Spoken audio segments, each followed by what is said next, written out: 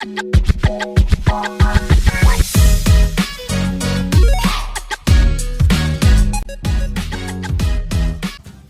we begin, here are some tips to help you get the most out of your preparation for the CFA Level-1 exam.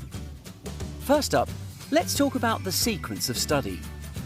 There are 10 topics for the exam, each with different weights. The CFA Institute arranges the topics in this sequence. You can follow this sequence, but in our opinion, there are smarter ways to do this. You may want to start with the quantitative methods. Many of the concepts here are foundational to the rest of the topics, so it's a good starting point. Next, you may want to head on to the FRA. The foundational knowledge on financial accounting and ratio analysis you learn here will be useful in many subsequent topics. After FRA, you have a choice of 2 tracks. You can proceed to derivatives, fixed income and alternative investments, or to equity, corporate finance and portfolio management. Track 1 is more difficult, so our recommendation is that you attempt this first so you have more time with it. Nevertheless, you'll be fine if you prefer to start with Track 2 or even take these 2 tracks simultaneously. Ethics and economics are standalone topics and can be studied on their own. There's nothing in them that supports the rest of the topics. Neither do any of the other topics support these 2. You may study for economics at any time, but we recommend that ethics be studied last. Although ethics is a very important topic, studying for it too early is not productive, as much of the information is hard to retain.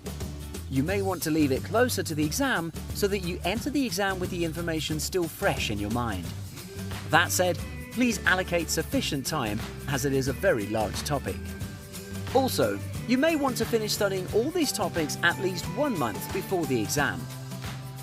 During the final month, you should be doing plenty of mock exams and have a quick revision of the 10 topics at least 1 more round before the exam. So, how can you incorporate this course into your preparation schedule?